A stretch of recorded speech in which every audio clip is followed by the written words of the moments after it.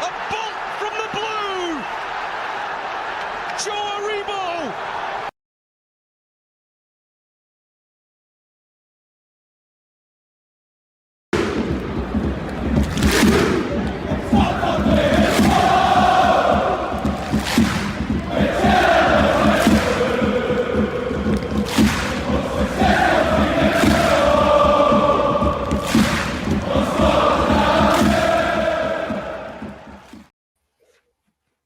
Hi everybody and welcome to the post-match reaction where Rangers have drawn with the opposition Celtic 2-2 at Ibrox.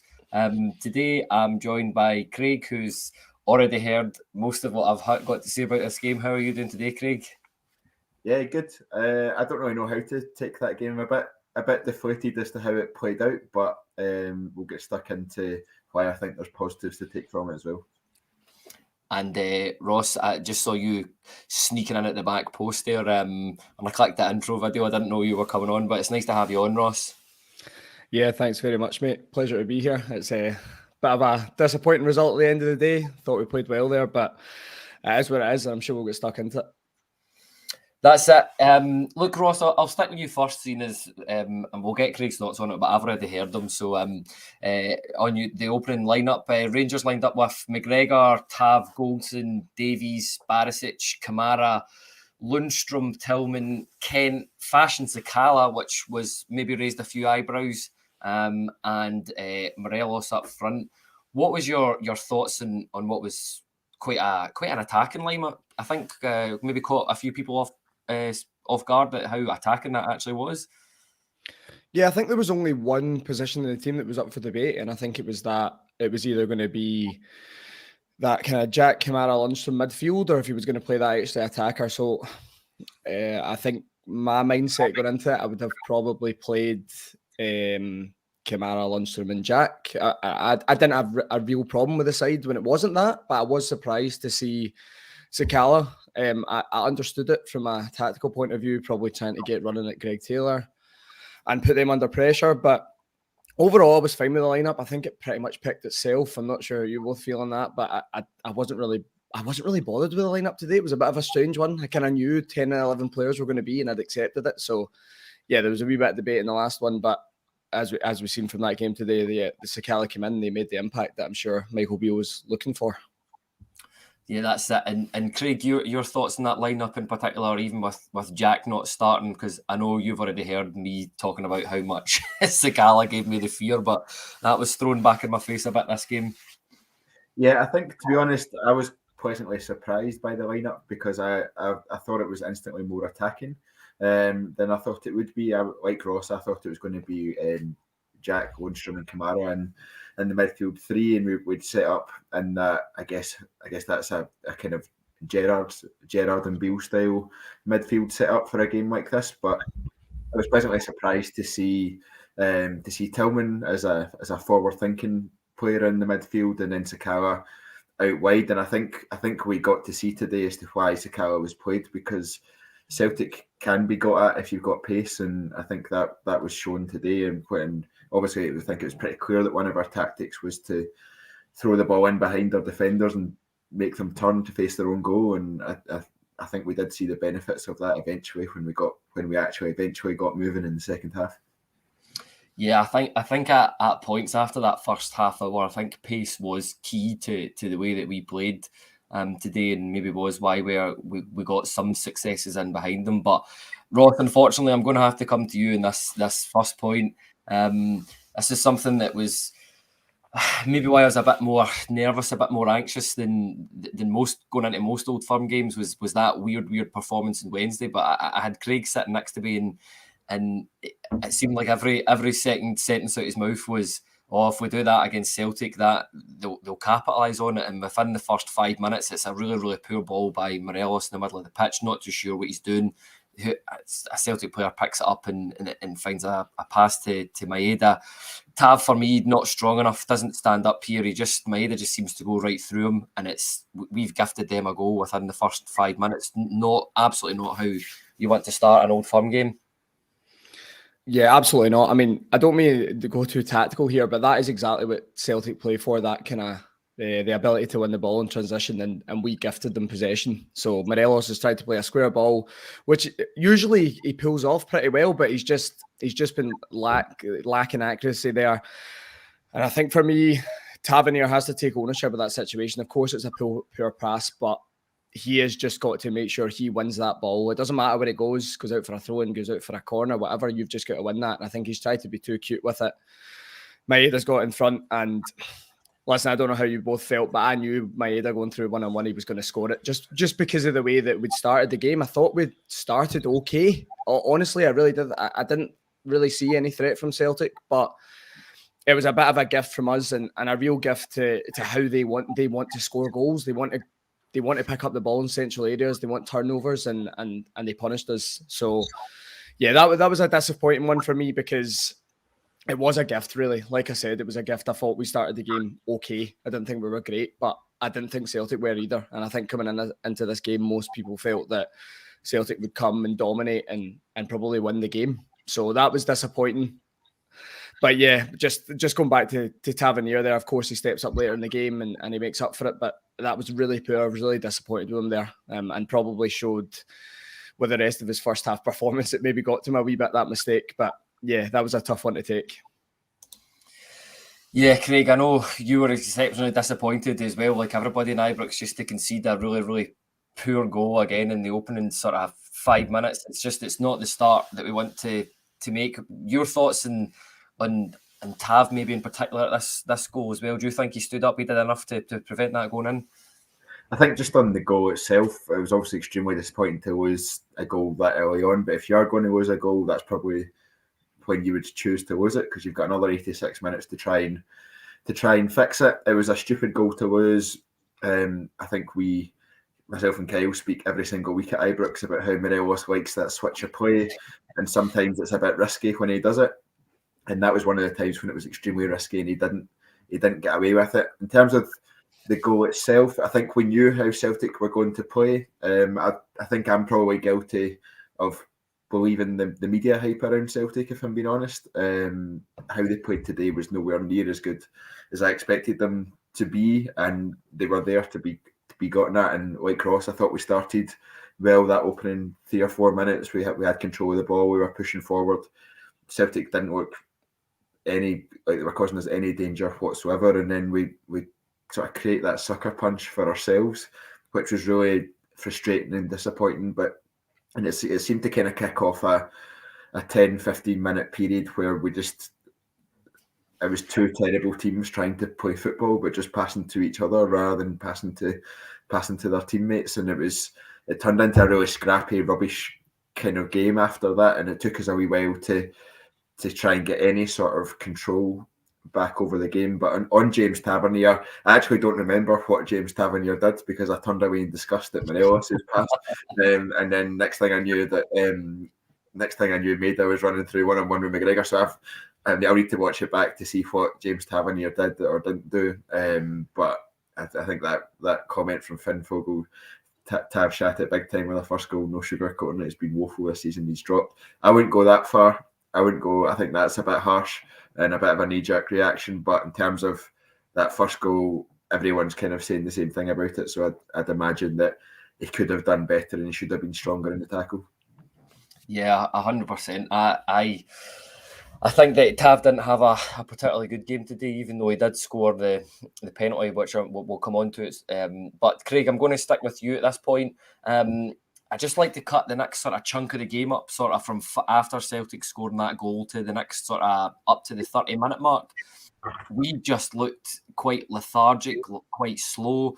I think we discussed it at the time that it seemed to be Kent was man marking McGregor at times, but Kamara was waiting for Kent to drop back until he went and attacked a space or applied the press. What was your thoughts on maybe the tactics from Michael Beale in that opening half hour? Just because for me it wasn't quite clicking and there was too much looseness happening. What was your thoughts on that? Yeah, I just don't think we quite got the press right in that opening half. If I'm honest, I think that we've grown quite used to So I've just seen Scott Mitchell's comment. The cat's actually behind me.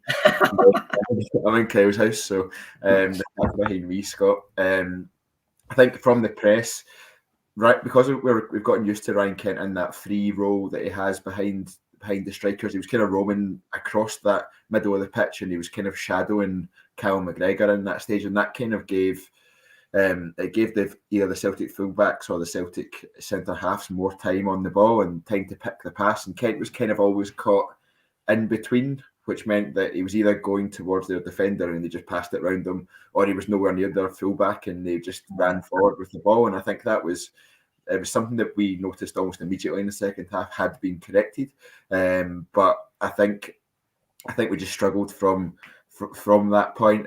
It felt like we were playing too slowly. I felt like Lundstrom, Goldson, Davies, they were all clearly thinking before they played the pass rather than instinctively doing it, and it just slowed our play down. Every throw-in was backwards at that stage. I know that's kind of where the space was, but you did want to try and push us forward. And we weren't really creating any chances, or weren't really showing any forward, any promise in the forward areas. And I think but to be fair, Celtic weren't doing anything either, so it was just a period of nothingness in the game, really, wasn't it? Yeah, 100% it was. It was just a 25-minute spell of just a bit meh from both sides there, to be honest with you. Ross, I'll come on to you in this next point. Round about that 30-minute mark, Morelos had a high press up on Joe Hart and seemed to really cause them from some issues from that point. I can't remember who got the shot away, and then it eventually fell to Ryan Kent. He had drew a great save out of Joe Hart, and then I think Sakala had a wee effort there as well. What was your take on that sort of? Because I know you like the tactics. Do you agree with us in terms of the way that Kamara and Kent were playing, that it wasn't quite right? And how do you feel that sort of opening 30 minutes went for Rangers?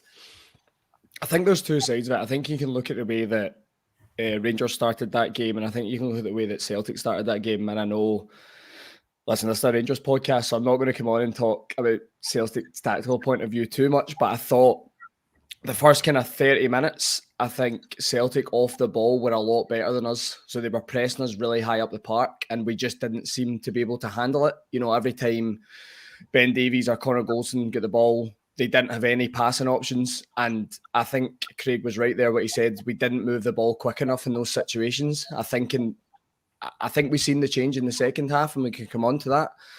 But I think when you are being pressed that high and you don't have any passing options, unfortunately, you just need to go more direct. You need to be more direct. You need to try and play into Morelos, so you need to try and play over the top to Sakala and try and play off second balls. And I just don't think we were doing enough of that in the first 30 minutes. And Celtic were just, they were comfortable, let's be honest, off the ball. They were comfortable. I think we've seen a bit of a change when that chance came. I think we'd moved the ball a bit more direct at that point. Morelos does well to press Joe Hart, and I think we all know that Joe Hart isn't great with his feet. He makes a chance from that, Morelos. He deserves credit for that. I think he plays it back to Kamara, who cuts it across to Kent. And listen, let's be honest, it's a really good save. But that was definitely the start where I felt that Rangers started coming into the game, and I felt that they started to change the approach. Now, I don't know if word was given when maybe Greg Taylor went down with that injury from Beale that he wanted a bit of a change. I don't know if the kind of minutes line up there, but I definitely felt there was a change of approach from us. And I thought that we finished the half really well. I think we can come on to the chances that Morelos misses. I'm sure you've got that, but I think that showed that we maybe changed a wee bit, and we weren't allowing Celtic to be as comfortable, because I think we can all admit at the moment we're in a bit of a transition phase. We're trying to adapt to this new manager, and it's going to take time for him to get his ideas across. Celtic are well set in the way they play, and I think in situations like that today, you have to try and take them out of their comfort zone, make them keep feel uncomfortable, spin them, don't let their midfield get high. And we just didn't do enough of that in the first 30 minutes.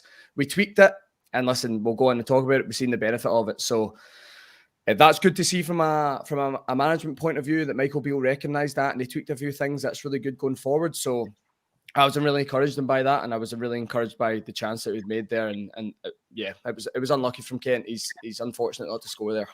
Kyle, just on Ross's point on the terms of going more direct, I did feel like we were trying to go more direct, but just our passes were awful.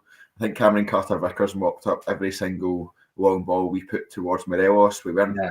He probably wanted to land it on Morelos' chest or into his into and around his knee kind of area, and they were flying over his head and straight. And Cameron Carter-Vickers was just mopping that up like nobody's business. And then any long ball we played over the top, we tended to be Sakala. We tried to target with the long ball over the top. I think obviously because of his natural pace, but they were always too hard or too heavy, and they were going through to the goalkeeper or they were going out for goal kicks. And I think we tried a wee bit, I think, to go a bit more direct, but it was just not.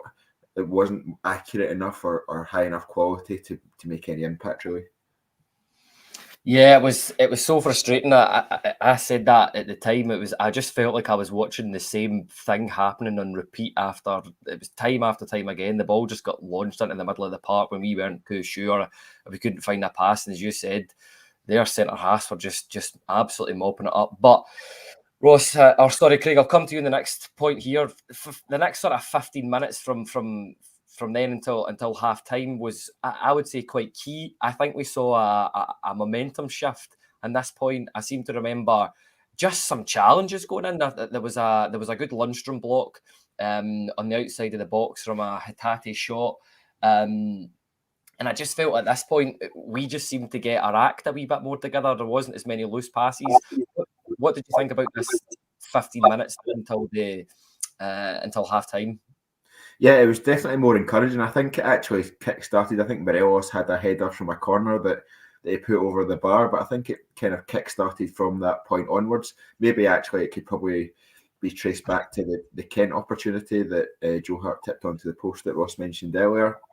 It just seemed to shift our mindset, and almost like the players started to think, actually, we can get at this team if we play our football and if we press them high. I think that was one of the main things when we realised that they were struggling under the press. Then our players started to move further up the park and started to press. We still had that issue with the sort of Kent Kamara situation, but outside of that, Morelos and Sakala pushed further up. I think the fullbacks pushed further up as well at that point, and it just seemed to show that we had a bit of belief, and the crowd started to get a bit into it. Like you say, there was a few tastier challenges that went in, and we were starting to win battles rather than losing out on 50-50s like we had been in that sort of opening 20-25 minutes, and it just created that bit of belief. And I think going forward and for the rest of the half, we were on top at that point. And actually, I was quite disappointed to not be level going in. I don't know about you guys, but I was quite disappointed that we weren't able to take advantage of those chances. But I think a big part of the issue was that we kind of played like we have been the past 4 games since we came back from the World Cup. We've shown that we could play a bit of football in fits and starts, but we didn't really keep hold or take command for a prolonged period of time. And I was obviously that changed a lot in the second half, and that's what I think gives us a lot of hope and promise for going forward. Yeah. See, quickly, just something I wanted to touch upon there. Sorry to cut you off, Kyle. What Craig's there about the kind of Lundstrom winning tackles. I think that was the way that, of course, you want to see that for the whole 90 minutes, but I think that is the way that we've seen this Rangers side get success against Celtic in the past, is being aggressive. I think you've seen that in the semi-final at Hampden last year. We were very aggressive that day, and that's what ended up winning the game. And I think that's what you want to see from guys like Lundstrom and Ryan Jack. I know he didn't play today, and we made a bit of a change there with Kamara. It's a different type of player, but I think that is how to get at this Celtic team. They are quite a small side. They're quite a technical side, so you have to combat it in another way. And I think we've seen that from this Rangers team a few times with Celtic. When you get right up against them and you're aggressive, you don't have to be right up the park pressing them from goalkeeper, but when you get close to them, it's all about being aggressive and being snapping into tackles. And I think you started to see that later on in the first half, and you certainly seen it at the start of the second half. And that was how the game turned, in my opinion. It was just there was a different mentality from the Rangers player of, okay, we're going to take them out of their comfort zone. We're going to make them uncomfortable now, and we're going to be more aggressive. And it definitely worked. So I agree totally with what Craig said there. That was the change for me. It was just being more aggressive off the ball, and I think that was the big turning point for us. Yeah, I totally agree with the both of you there. It's something that all derby games, all old firm games that you look at across the board, that there's moments in it. I mean, there's a reason why we remember the tackles that Kevin Thompson did, because it set the standard straight off the bat, and that's something that I think was lacking from this. But it did change. It took a while to get there. I see a lot of people in the comments mentioning, why is it taking us a goal to go behind? Why is it taking us half an hour, 45 minutes to do it? I don't know. The team's still used to playing the sort of horseshoe shape. But before we come on to half-time, Ross, I see Finn Fogel here's made a wee comment about the 2 headers Alfie missed before half-time was poor, and a good finisher, and we go in leading. I know Scott Cameron won't be happy at any criticism of Alfie coming in, but in 43 minutes, like, it was, I feel like I'm going to say this a few times, it was good work from Sakala. It passed into Tillman, results in the corner, free header. For me, I know that we sit all very close to each other. That looked like it should have been a goal from Morelos. And another one, 46 minutes, was another corner, and he just headed it wide. Morelos got to be doing better here, and we could possibly be going into the break maybe 2-1 up. Yeah, absolutely. But it doesn't surprise me. I mean, since Alfredo Morelos has signed, let's be honest, he's not great heading the ball. Now, he's scored headers before. I accept that, but he's just not. I'm never confident with him with his head in front of goal, and I think we've seen that again today. The second one, I still think he should get it on target, but it's quite a difficult one. I think he's leaning back a wee bit, and he puts it by the post. The first one is a sitter. He's in the middle of the 6-yard box, unopposed.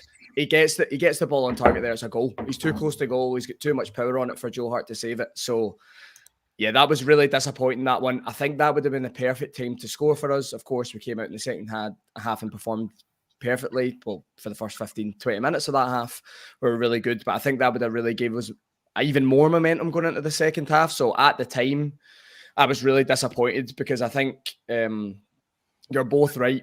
We definitely didn't deserve to be down at halftime. I don't think we maybe deserve to be winning the game. I don't think we'd created good enough chances for that. But we definitely didn't deserve to be down, because other than that kind of gift for Celtic, they didn't really create much either. So that was really disappointing. And yet, listen, looking back now, I can't say I'm surprised that Morelos missed a header. I've seen plenty of them over the years. But yeah, he should have been putting that away for me. The first one especially. Yeah, I think Alfie's has divided a lot of people in the comments here. But halftime comes and goes, Craig. I don't think anybody was really expecting any changes just because of that wee momentum shift that we'd seen. We'd already touched on it. I think that first half came down to not who was better on the ball, but who was better off the ball. And for most of that first half, I hate to say it, but they were closing the gaps and capitalising on our piss poor passing at times. But on 47 minutes here, I didn't expect things to change as quickly as they did, but it was a really, really good sort of wee 10-minute spell for Rangers here. But in 47 minutes, it's an excellent, excellent run by Sakala. And you can just see he waits and waits and waits. He thinks about it, and he picks out a fantastic pass to Ryan Kent here. Ryan Kent cuts in on his right foot and just smashes it top right-hand corner against Joe Hart. Fantastic way to start the second half, and exactly what you were hoping Rangers would come out and do, with a bit of fire in their belly. Yeah, absolutely. I think, just summarising the first half, I think Celtic probably had slightly the better of the play in the first half, but they didn't create anything apart from the one chance we gave them, which I think was their only shot on target.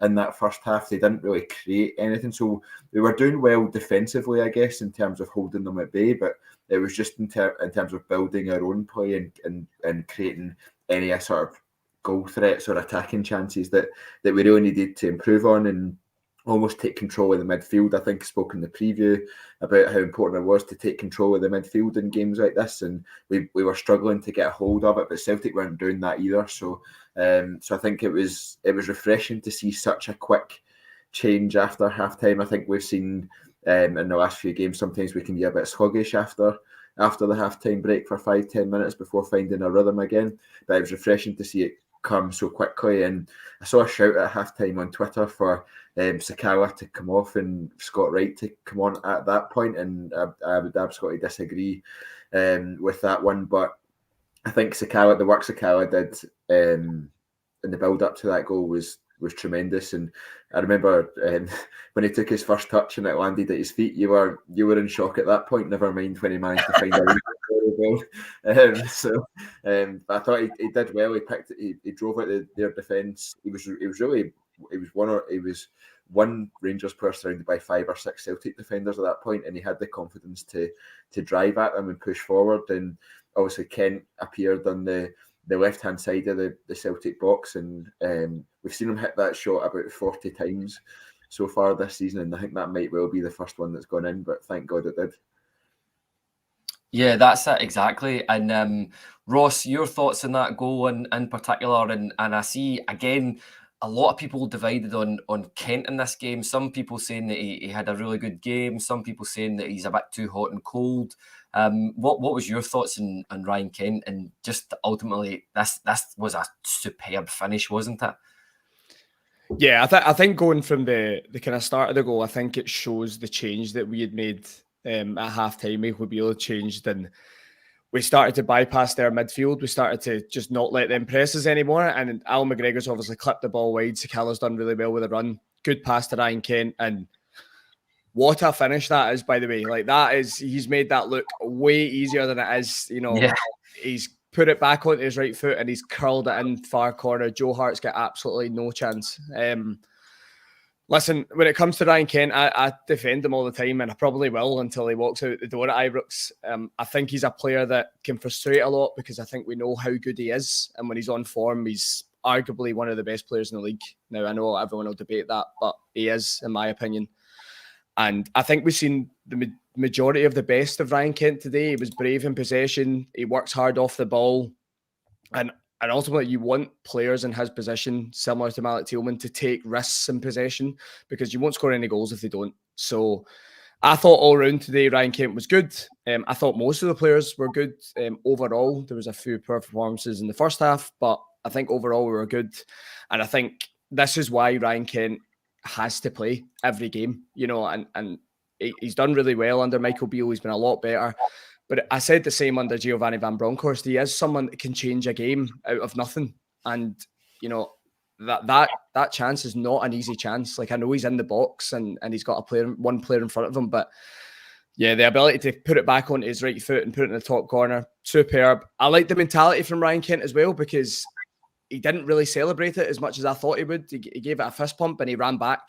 And I think that's the difference in this squad, especially in the second half. They knew what had to be done. They knew they had to get back in this game and they had to win it. That didn't turn out to be, of course, but that was the mentality and it was good to see. So, yeah, listen, I'll defend Ryan Kent until he leaves Ibrox. Kyle, I'm a massive fan of him, and I think we'll only really appreciate Ryan Kent when he goes, unfortunately. That's maybe a wee bit unfortunate for him too, that he maybe doesn't get the adulation he should, but yeah, I'm a massive Ryan Kent fan, and that was a superb finish. I can't give it any more superlatives. It was really, really good.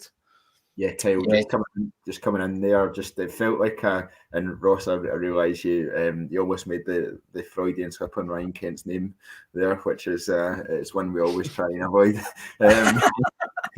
But I think what that goal did was it gave everyone in the stadium belief. I think that's what happened. There was a real change in just the atmosphere from that point, and I think we started to sense it in the last 15 minutes of the first half that the Celtic were there to be gotten at if we could just start to string some passes together and start to play how well we know the team can play. We've not seen it much this season, but just how well we know these players can play. And I think that goal definitely gave us the boost because we pushed forward, we drove at the Celtic defence, and we proved that there was nothing to fear in that at all. And it was a full shift in the atmosphere in the stadium, and I think that helped to lift the players as well. 100%. I said I'll always say it. These games for me are about moments, and that's what. There's not another game in world football that I think a tackle can totally change the momentum of the game. But that goal just gave us the belief, and there's no coincidence that was the best sort of 10-15 minute period I think that we played in the whole match was that 15 minutes after half time. But I can't actually remember who I'm on now, so I think I gave you the first goal the last time, so I'll come to you next here, Ross. For a goal on 51 minutes, it's those those words that we all love to hear, and it's penalty to Rangers. But in the build-up, I thought Fashion Sakala was absolutely excellent again here. when this was sort of all unfolding in front of me, you could actually see Juranovic thought about going towards the ball, but he didn't. He dropped off, and that actually gave Sakala more space to hit into, to run into. It was a brilliant direct run in the box, something that I think that we do not do enough of as a football club, is directly take players on and go into the box. And there's, even though it felt like Beaton took an age to eventually point to the spot, but it's stonewall penalty, and I don't even think the VAR check was over in about 10 seconds, wasn't it? It's one of those ones where they slide in and you know that it's going to be a penalty because they're going to hit one of the feet, aren't they? And it's going to take the player down. Yeah, I was convinced it was a penalty when I first seen it. I think you're right there to give a lot of credit to Sakala because he was really direct. I think it's that run where he knocks the ball one way and runs the other. I think it's that. That's what he does, and he gets in front of his man. And I think this is why a lot of teams play this way now and just try to get to the byline because you have so many options once you get there. You know, you can do what Sakala done there where you can cut it back and hope someone comes in as a challenge. And a lot of defenders do dive in there to try and block it. You can either play the ball across the 6-yard box and hope that someone gets a touch, or you can cut the ball back to the penalty box, penalty spot, should I say. And it's a really good place to get to. We don't do that enough. That you're bang on what you say there. We don't drive to the byline enough. You can get a lot of scrappy goals from that. Maybe we're going to have to come on to Celtic's equaliser, but that's where their goal comes from as well. It's scrappy, and Moy gets to the byline, and you can always make something of that. So I thought Sakala was really good there. Stonewall penalty for me, and I think again, listen, James Tavernier has not been at his best this season, but he always steps up in these moments. I just feel I had full confidence that Tavernier was going to put that penalty away there. And I'm usually a bag of nerves when it comes to penalties, but I just felt the way we'd started that half, I just felt we deserved it. I just felt that it was inevitable that ball was going in the back of net. It's a great penalty. Joe Hart's got no chance. So, yeah, a lot of credit goes to the Sakala there. And again, it's a perfect example of the change we'd made at halftime. Again, very direct. Get the ball forward to Sakala and just go at him. We can't play that the whole game. You've got to be able to retain possession at certain points and play out. But that tweak that Beale had made the first 15, 20 minutes really paid off perfectly. Let's be honest, 2 goals to get us ahead. It was really good. So, yeah, credit to Sakala there. He absolutely earned that for us. Yeah, and Craig, are you just happy that we had the Masonic refs in the VAR box today then as well? Yeah, I'm not sure you can call him a Masonic ref, but we'll go with that one. I was actually just delighted to see Josip Juranovic's value dropped from 25 million to 500 grand in the space of one Fashion Sakala run. So I think, to be fair, he was awful pretty much since when he came on for Greg Taylor, and I think that was actually a key point as well in terms of Juranovic replacing Taylor at left back. Just gave us so much more opportunities in that area, and I think we eventually in the second half realised that was where the space was, and that was where we were going to get some joy. And I think that Fashion Sakala showed exactly why that was the case. I think it was a stone wall penalty. It was a bit of a stupid lunge from, I think it was Starfelt, if I remember correctly, and he clearly catches him. I think it's one of those ones where I would have been interested had Beaton not given it and then it went to VAR. I don't know if they would have overturned the decision in the other way, but I think for me, from where we were just overlooking it from the club deck, it was a stonewall penalty. And like Ross, I was the same. I didn't really have any nerves at all about James Tavernier. I thought I was wanting him to go straight down the middle purely because he'd hit the post a couple of times, but he couldn't have hit it in any better a place, to be honest. And I think we deserved to be ahead at that point in the game. Yeah, that's the thing. It was only what we deserved at that point when we actually got a wee bit of composure, a wee bit of control, put a wee bit of thought into what we were doing as well. Again, it's a few more chances up until that point, and then I'll take us on to round about the 72-minute mark. Ross, I'll come to you on this one. Jack was brought on for John Lundstrom. A couple of things to talk about this. I'd like to get your overall thoughts on how John Lundstrom played today, especially in some of the challenges that he had. Maybe I thought that, again, I know we've talked about it, I thought we were lacking that, somebody snapping into the challenges, a bit of a bastard, a bit of a Perry Hurlock in the midfield at times. But Also, I want to say about maybe a wee tactical tweak here that Beale had. We were very 4-3-3 in the first half, even when we were defending with the ball. He seemed to take Kent off man marking McGregor, and we sort of reverted to a 4-4-2 at times. That just made us a bit more difficult to break down, and I thought it was a really great tweak, and it just totally stifled the way that they play at times, didn't it? Yeah, I think the way Celtic play is they move the ball out wide, and that kind of rotation between the fullback and the midfielder is how they create chances, is how they get themselves up the park. And I think Michael Beale recognised that was the way they were going to try and move things forward. So I think he's went into a 4-4-2 basically to give both fullbacks support, really a lot more support than a 4-3-3 would. So I have to say at the time, I thought it was a good change. I could really understand why he was doing that. As for John Lundstrom, I didn't think John Lundstrom was great in that first half again, but like I said earlier, he was kind of the one that started that more aggressive kind of press from Rangers, or at least getting a lot closer to the Celtic players and trying to put some more pressure on them when they were in possession, especially in our own half. So I thought he was great in the first 15, 20 minutes of that second half, John Lundstrom. He was winning challenges. He was throwing himself into challenges as well. So I was really disappointed to see him go off. Unfortunately, I think he's taken a knock where he's got that injury. I think he's dealing with a rib injury at the moment. I think he's been taking injections. I might be wrong on that. Yeah. And it looks like he's taken an arm in the stomach from, I think it's Johnston there, right back, and it looks like it's just winded him, and he's been unable to continue because of that injury. So that was really unfortunate. I think we lost a wee bit of snappiness in the tackle there. Of course, you can get that from Ryan Jack, but he's got to come into the game, bed into things. So I was disappointed to see John Lundstrom go off. But I totally agree with the changes that Michael Beale made at the time. I could understand what he was trying to do, and he knows that you're going to get a lot of tracking back from Ryan Kent when you put him left side. So I was fine with the tactical changes at that point from Michael Beale. Yeah, and the next point of the game, Craig, round about 80 minutes, he took Alfredo Morelos off, put Scott Wright on. He seemed to shift a tiring Tillman a bit further forward here. What's your thoughts on Morelos' performances today, given that he missed a couple of chances? What was your thoughts on his kind of overall play? And I'd also like to get your views on how much we had improved off the ball due to what I think is Beale's wee tactical tweaks that he made. Yeah, Kyle, I'm surprised you've not brought up the two Stonewall VAR penalties that Celtic should have had.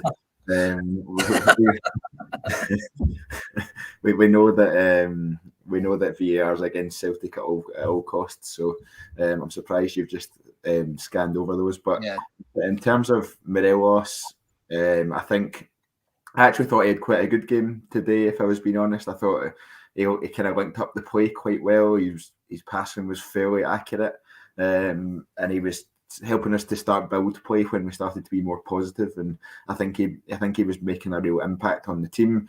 I think he should have scored one of the two headers at least in the first half. And I think his finishing is his instinctive finishing tends to be better than his finishing when he's got time to think.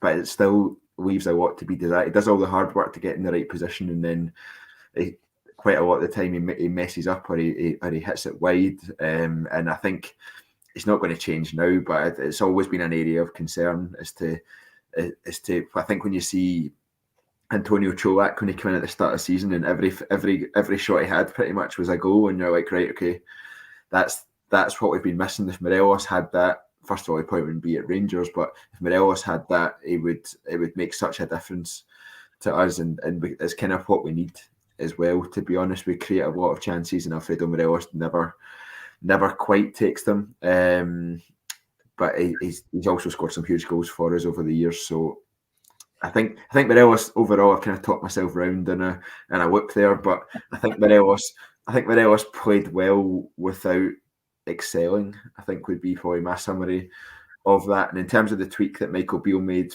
pushing us into the 4-4-2 when we were defending, it made such a difference because Celtic really struggled to create anything at that point, and they started doing what we were doing in the first half. They were giving the ball away sloppily. They were lobbing the ball over the top, trying to push Kyogo in behind, and it was going straight through to Alan McGregor. And I really thought we had them at that point. If I'm being honest, I thought that at that point we are pushing forward, and we're going to score a third before they score a second. Yeah, totally agree with you there, Craig, but obviously it didn't pan out that way. Ross, maybe the next action point in the game here was Sands came on for Malik Tillman round about the 85-minute mark. I think there was another formation change in this, and it looked like Beale had kind of accepted that we were going for 2-1, and he dropped it into a 4-5-1, and that was a much more solid sort of. You could where we sit in the club deck, it's always a good view of that in the pitch, and you could see as soon as Sands came on, it was a 4-5-1.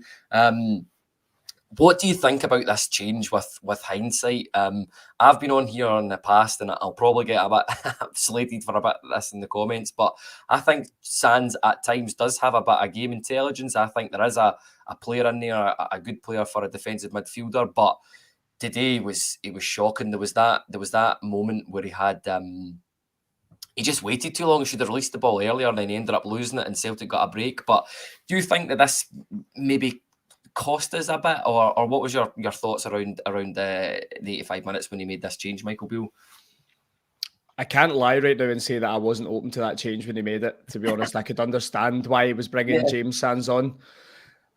It's the type of player you probably do want in that situation of the game, that he's not really going to venture forward too much. He's going to screen the back four, and that's really his role. I do agree that he didn't really have the impact that we were looking for. There was a few times he was holding onto the ball too long, especially when we were pushing for that goal to win it. He'd get caught in possession. So I didn't think James Sands was great today. I think he would hold his hands up and say that. I think he's been made a wee bit of a scapegoat, though, to be honest. I personally feel sorry for James Sands, because every time he seems to play for Rangers, he plays in a different position. And I don't know how you're able to get familiarity with a system or familiarity with your teammates if you're constantly moved around the park. Now, that doesn't mean that he's not judged the same as every other player and he has a lower threshold of kind of the standards. That doesn't mean that at all, but I do feel sorry for him. In certain games he comes on, he's just put into a different role every time. Having said that, regarding the tactical change, I completely understood it. Listen, I was speaking to my dad when we were leaving the game, and it's very much, you're going to get criticised whatever you do. You know, if Michael Beale had brought on Scott Arfield there instead of James Sands and Celtic get that equaliser, he's getting criticised because he brought on an attacking player at that stage of the game. So I can understand the change completely. It's football. Sometimes the change doesn't give you the decided effect you're looking for. And I think at that point, once you get to that stage of the game, you are trying to see it out. You know, I understand the opinion that we've done well in the second half, been more aggressive and pushing up the park, but it's just natural in a game of football, the way it goes. If you have a lead and it's late on the game, you just naturally sit back. So I could understand that James Sands change today. It's not paid off, unfortunately. He's had a pretty poor game when he came on, but I can't sit here and lie and say, oh, I didn't back that change and that was wrong from Michael Beale. I agreed with it at the time. So, yeah, I'm not going to go against myself. I'm not going to contradict myself here. Yeah, no, it's difficult. I'm getting slaughtered in the comments for saying that I think there is a player in James Sands. What I'll say is, do I think he's worth $5 million? Absolutely not. But if we could get him cheaper than that, he's maybe somebody I would keep. But for the moment, yeah, he didn't do himself any favours. I said the exact same thing to my dad on the way out, Kale. I think, sorry to cut you off, it was regarding the kind of fee. And that's always what's discussed about with Sands. And if it's rumoured to be 3 or 4 million, I think we know where we are as a club right now. If we spend 3 or 4 million on a player, he must be a starting 11 player. He has to come into this team and he has to play. And unfortunately, just because of the role that James Sands wants to play and the position he plays, he is not an automatic first starting 11 for us. He's not going to be the centre-back that we need. And we have John Lundstram, Ryan Jack and Glenn Kamara in midfield at the moment. And we've got Hadji, Lawrence and Tillman can play there as well. Unfortunately, he's just not a starting 11 player for Rangers at this stage of his career. I've got no doubt that he could go on and do more and maybe play in a higher level of league with the potential he has. But for us right now, it's too big a risk to bring in a player with that fee, especially when he's not going to be starting every week for Rangers. I'd have to agree with that, Kyle. I think think James Sands, you can tell there's a player, but the real concern is that we've got a midfield that isn't doing particularly well, and he's still not starting in it. So if we're refreshing the midfield, it's probably highly unlikely that he's going to come in as a starter at that point. And if he's not a starter now, he's not going to be a starter in the new midfield. So then you don't spend the £3, £4, £5 million, however much his release clause is. I think he had a poor game today. I thought Ryan Jack was really poor as well when he came on. I think he actually just looks a shadow of his former self at this stage. And I understand the argument of offering a new contract because he's Scottish and it helps us from a UEFA squad criteria meeting situation. But I think the amount of time we'll see Ryan Jack on the pitch should be less and less. And I think he's at the stage now where he shouldn't be any more than a backup for our midfield. And we'll come on to the second goal, but I thought he was majorly to blame for that as well. Yeah, I think we're getting a bit of stick in the comments about James Sands. That's fair enough. Everybody's got their opinions on it. This one for Robert Dixon, though, I quite like this. He's the Yankee Matt Mackay. You remember that guy? But there we go. Look, Craig, I'll stick with you on this. Unfortunately, I can't really remember this goal from Celtic, to be honest with you. I just remember us having about 6 or 7 opportunities that it seemed like in my head to get it clear. But around about the 87-minute mark, as you alluded to there, it sounds like Ryan Jack could have just hoofed the ball out the pitch. But this was a really, really poor goal to concede, and in the end, just a bit gut-wrenching, wasn't it? Yeah, I think it was the 88th minute, wasn't it? I think there were a couple of occasions in the build-up before the ball got even in the box that we should have won the tackle, or we should have had control of the ball. The Celtic player, I think Ross said it was Aaron Moy earlier on, I think ran towards the byline. He crosses it, he goes to cross it in, and it is blocked by Ryan Jack, and Ryan Jack has the ball at his feet, and he's facing his own goal. Fair enough, he's facing his own goal, but instead of booting the ball out the park for a corner and getting everyone back in and just having everyone set up and defending the corner, he tries to almost toe poke it back to Alan McGregor for some reason, and I'm not entirely sure what went through his head at that point.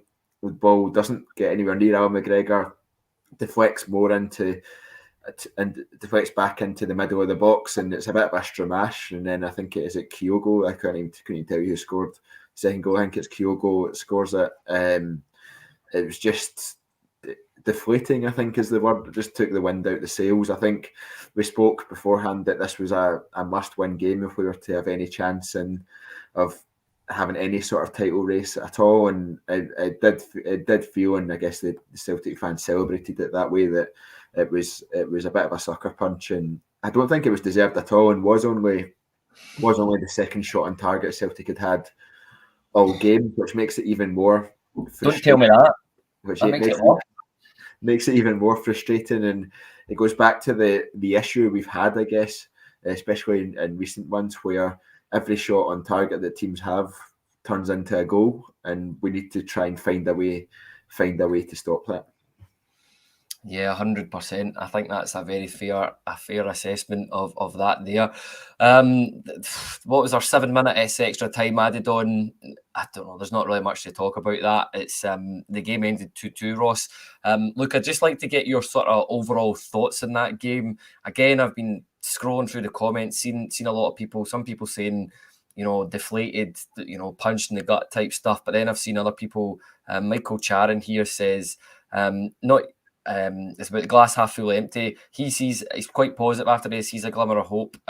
What do you think about that? Are you with Michael, or are you seeing that it's still rubbish and that it's not the manager, it's the players? Were you encouraged by what you saw today, despite a 2-2 draw?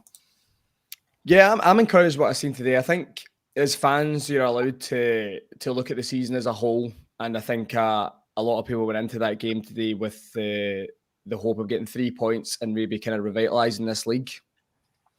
And I think because of that, a lot of people are coming out the ground flat, because when you're 2-1 at that stage of the game, there's a great chance of you going on, bringing it back to 6 points, and listen, anything can happen. And anything can still happen, right? It's 9 points. There's still plenty of games to go. That's maybe me being, half full there. But that that is the way I'm trying to look at it. If you look at it just about Michael Beale's start, he's had 5 games, we're unbeaten and we've won 4 of them. And I think today, a lot of fans I spoke to felt that we were going to get a bit of a doing today, just because of the way we've played the last couple of games. I know we've got the results, but we haven't been flying.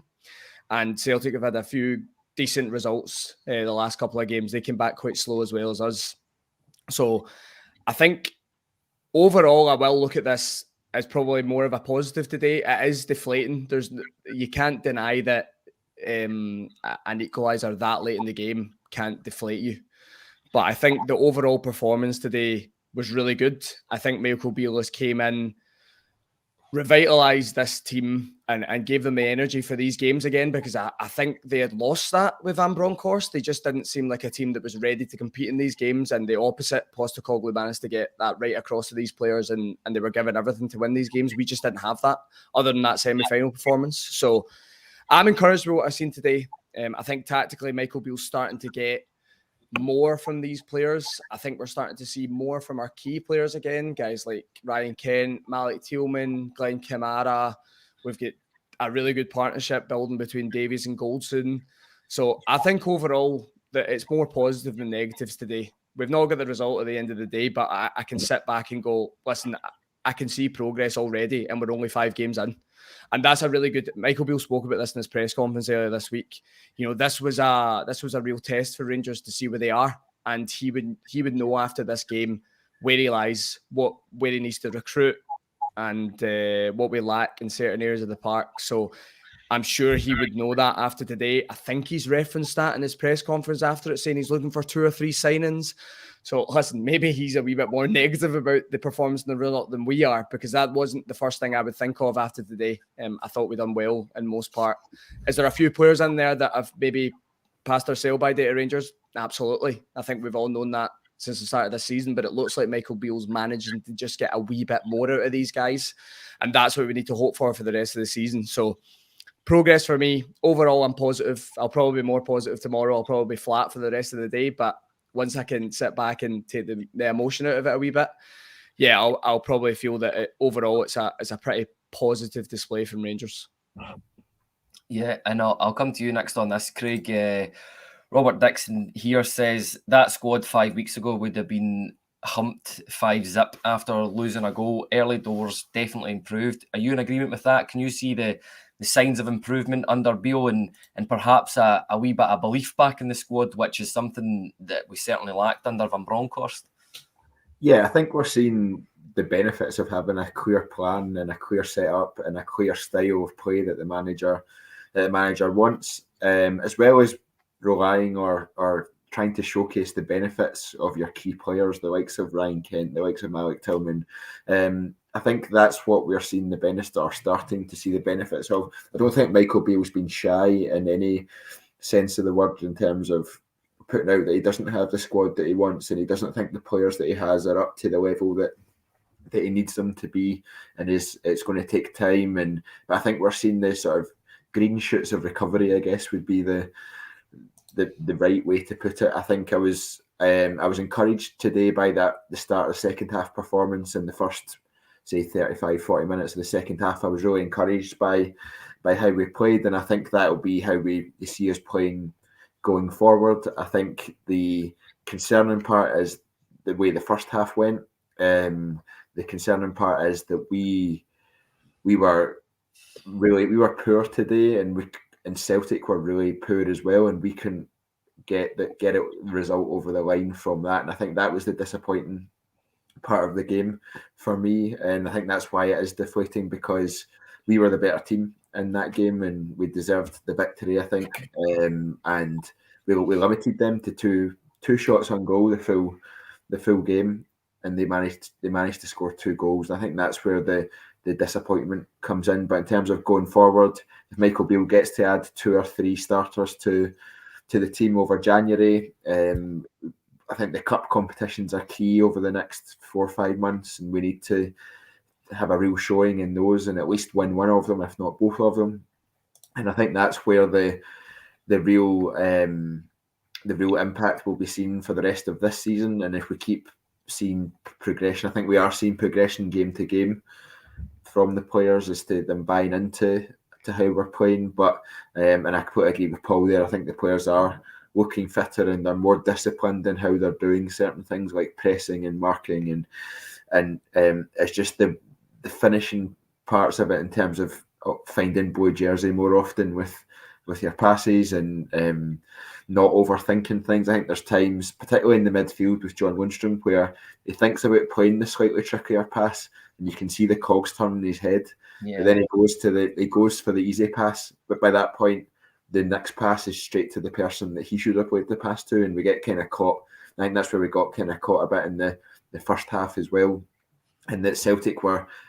I knew where the pass was going before John Lundstrom played it, so Celtic definitely knew where the pass was going, and we need to just get a bit quicker in our play, and we did see a bit of that in the second half. So overall, the result was a bit deflating. I was one of the people who thought we were going to lose 2 or 3 goals, or lose by 2 or 3 goals today, and I didn't have much hope, if I'm being honest, this morning when I woke up and we set off for the game. So I think that was pleasantly surprising as well, and it obviously gives you a bit of a natural lift when you see your team putting in a more positive performance than you were expecting. So I think there's real positives to take from it, although the result was quite disappointing. Yeah, totally agree with you. There's 2 comments here I'm just going to flick up. Robert Dixon, Andrew Bartley, I think he's a bit overlooked at. When was the actual time we went unbeaten in 5? Considering the schedule handed from the powers that be in that time, fantastic, to be honest. I think that's the way I largely feel about it, was a 5-game unbeaten run. You know, we know it's not perfect, we know it's not brilliant, but we can only compare it to what we've had in the last 6 months. And is it an improvement? Absolutely. And Adam McLean here makes another wee comment. Too many unforced errors in the first half with passing, especially when we break down their attack. We gave the ball straight away and invite more pressure. That's the thing that's given me most hope about this, is that that is stuff that we can coach out of players, is just practicing passing better. I mean, it's still very, very, very early days, and there was a comment earlier on that said about that 5-6 weeks ago that would we got a 2-2 result out of that game? No chance, absolutely no chance. So before we go, Ross, I'll just come to you. I'll trouble you for a man of the match. I don't normally like doing this unless we win, but overall I think we did have a good performance, so I think it's only right that we pick a man of the match today. I think it's between 2. I think it's between Fashion Sakala and Ryan Kent.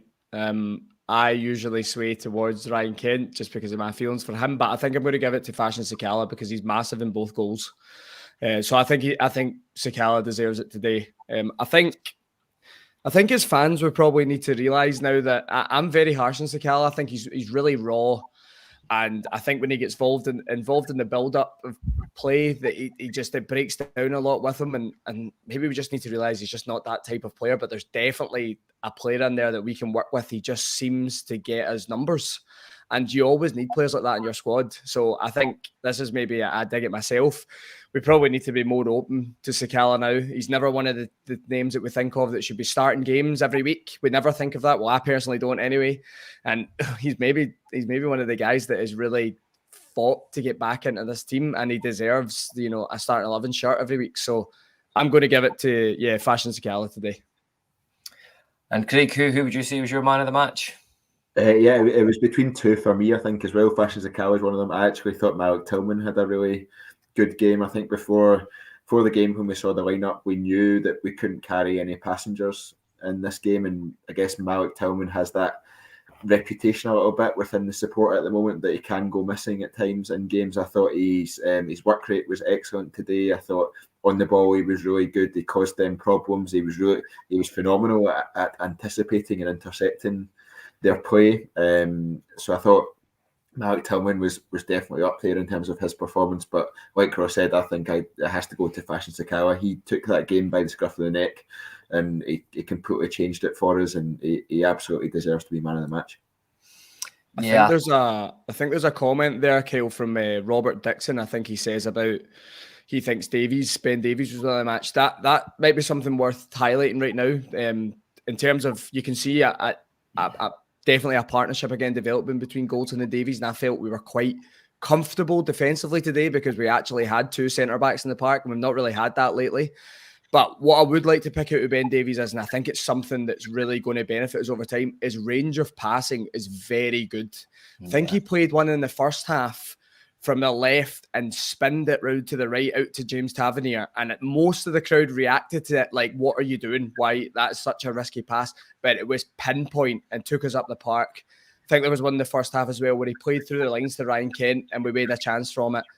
That's something that I'm glad that Robert Dixon's highlighted that. I thought Ben Davies was pretty good today, and I think you're going to see more of him when he gets that game time. That passing's going to get even better, and that's definitely a tool that we can use going forward because we really have lacked that kind of balance on the left-hand side with a passer from there. So that's a good point from Robert Dixon. I think Ben Davies deserves a bit of credit today. I thought he was pretty good. Yeah, I'll agree with that. I think Ben Davies was much better again in the second half than what he was in the first half. I think you could apply that to the Motherwell game as well. I was going to wrap up there, but Ross, I'm just going to ask you one last wee thing before you go. Look, you never want to say take positives off a 2-2 result at home of a Celtic, but as I said, I'm comparing it to the team that's gone the last 6 months, how lethargic we've been. Look, we can all clearly see that there's still, massive improvement needed in certain areas, but the signs are there that it is heading in the right direction. Andrew Bartley here, I'll just maybe talk about the first comment of this. You've got Hadji still to come back, Lawrence still to come back, which I think are going to be real good additions, but Michael Beale alluded to it in his post-match press conference there. He thinks we need 2 or 3 signings. Given that game today, where are the areas do you think we need to strengthen? Is defensive midfield one? Are you happy with that? Would you be happy going with Sands and Lundstrom and Jack for the rest of the season? Or I know I've put you a bit in the spot here, but you like doing it to me when you're hosting, so it's only fair I do it after an Old Firm game to you. I think my opinions maybe changed on this lately because I think we all wanted that kind of number 8 player under Van Bronckhorst because that was the way he wanted his midfield to play. He wanted there to be a lot of forward runs, very aggressive in that area. I think it's slightly changed under Michael Beale, and I think you felt that the other day in his press conference when he was talking about Stephen Davis. He was absolutely gutted to lose Stephen Davis. And actually, I wouldn't have been surprised if Stephen Davis had played that game today if he was fit, because it's the type of game that suits him. So I think that's probably a position we need to bring in. I'm not convinced that John Lundstrom is best in that role. I just don't think he has the range of passing to play in that role. And the way I think Michael Beale wants us to play is he wants that kind of pivot, doesn't he? He wants someone in there that's going to be able to be in control of the game and be able to pass through the lines and things like that. And I think you've seen that at the start of the second half where he asked John Lundstrom to drop right in and take the ball from the centre-backs. He changed it slightly. So I think if that's what he's wanting from that role going forward, I think we're going to have to bring someone in. That would be the main priority for me. I think the goalkeeper is always one that comes up, but I just don't think that's something that's realistically going to happen in January. And he's already said he's not going to bring in a goalkeeper in January, so he's ruled that one out. But I think I think that comment was good there, and it touched upon kind of players to come back. And I was actually talking to my dad about this in the way. And again, Hadji, Lawrence, Suter, Hollander, I know is a bit one up in the air. A lot of people are convinced he's never going to come back. There are guys coming back, Ridvan as well, which is one I think we all forget about. He must be 2 or 3 weeks away now. The squad is going to get a lot stronger, and that will ultimately bring the best out of these guys. And we've seen it today with Alex Lowry and Ravi Matondo not being in the squad. That's great. That's really good. And it's maybe a bit harsh for Alex Lowry that he played one game against Motherwell and he's out the squad the next game, but that is competition, and that's going to bring the best out of these players. So in terms of the recruitment, the transfer window, it would be a number 6 for me, someone that can pass the ball. I think we really need that with the way that Michael Beale wants to play. And I'd be surprised. I know he said we want 2 or 3, but I would be surprised if we're bringing in 2 or 3 unless we're moving people out, especially with the number of players to come back. So looks like it's going to be an interesting January transfer window. And he maybe feels that this window is maybe the time to take the risk, because he maybe feels that the league it's going to be difficult to bring that back. He's already admitted that, right? So he maybe feels if I can get these guys in January, it gives me a 6 months to bed these guys in, and it's ready to go when it comes in the summer. So that might be why he's being very front foot with this transfer window. And let's hope the board back him. Let's hope we go into the market and we really see some good quality starting 11 players coming in. Yeah, I agree with you largely there in terms of that. Just a quick one, and I'm only putting two and two together. Ross, I'll come to you in this first. I just seen that Dubravka has been recalled for Newcastle at the moment from his loan. Is that somebody that you would take a punt on in goals, just out of interest? Oh, probably because he's a Premier League level goalkeeper, but I'm not sure off the top of my head. I know we were linked with Begovic the other day, which was one that I was open to. I was personally open to that because I think he's probably an upgrade in what we have right now. Is he the long-term solution? No. But I think we're maybe at that stage where it's got to be incremental improvements for certain positions in the squad.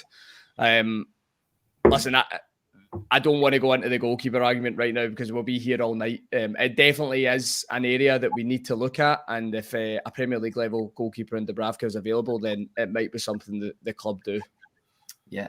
And Craig, just I'll let you have the final word on. I know you've given your thoughts on it on a previous podcast, but just a wee quick word about where you think, especially after today, any areas that we definitely need to improve on, and where you'd be, if we did have transfer funds and money available, where you'd be putting it into.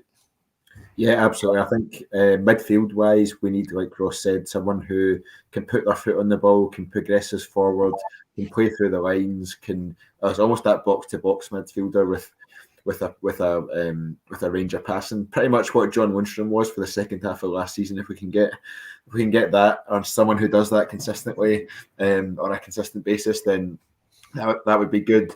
I think we need a right winger who can cement down that place. I think Fashion Sakawa has shown he has a wee bit of promise there today, but he's too hot and cold, I think, to be the starter every single week. I think he can really benefit us off the bench and come in for certain games where pace will really benefit us in our game plan.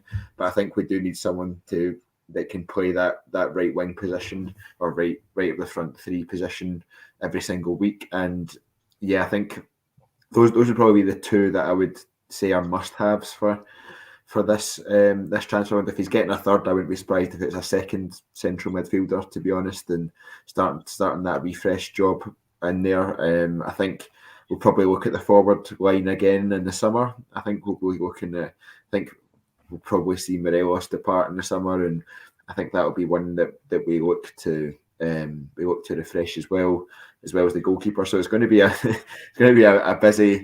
busy summer in terms of getting starting players in the door. I think our defence is pretty settled, if I'm honest, and will probably be the last place that we look. I saw one of the comments that was brought up there said about looking at a young centre half to replace Goldson. We've got centre halves coming out of ears, really, to be honest, at this stage. As much as they were all injured at the same time, the likelihood of that happening again is almost none. And I think there's other places of the squad that need priority focused on rather than centre halves. I think we have a lot more to rejig at the moment than Connor Goldson. I think Connor Goldson is in that team for the foreseeable. I think we've got a lot more problems than him right now. So I'm all for preparing for the future, and let's hope the board are doing that recruitment wise. But I think as fans, we should settle on Connor Goldson for the foreseeable, definitely. Yeah, I can't see that changing. I think the Davies Goldson partnership, especially with the deals that they've signed, I think we'll be seeing that for the next sort of 2-3 years. But it's always good and encouraging that we're looking in investment. I'm sure we'll mention Ross Wilson's name on another pod. We'll leave that for another time. But look, I just want to say thanks to everybody for joining. It's difficult, a bit of a gut-wrenching result that, losing a goal so late on. I will sit here for clarification for everybody that's watching and tuning in. I'm never going to say a 2-2 draw at home against Celtic is a good result, especially when we're that far behind them in the league. But you've got to take some positives out of it in terms of, is it better than what we've seen before? And 100% it was. The thing I can say about the team is we went a goal down early. I mean, we never went hiding and we kept it up. Just want to say thanks to everybody for watching and viewing again. And something I haven't said is Happy New Year to everybody. I hope 2023 is prosperous and everybody gets what they're wanting in it. Craig, just thanks again for today, and I'll see you in about 2 minutes. Well done. Cheers, Coop. No bother. And Ross, thanks for jumping on. Is that your house is a live studio now? Okay, well, that's great. Thanks for inviting us all there. We'll all do the pause in your house from now on.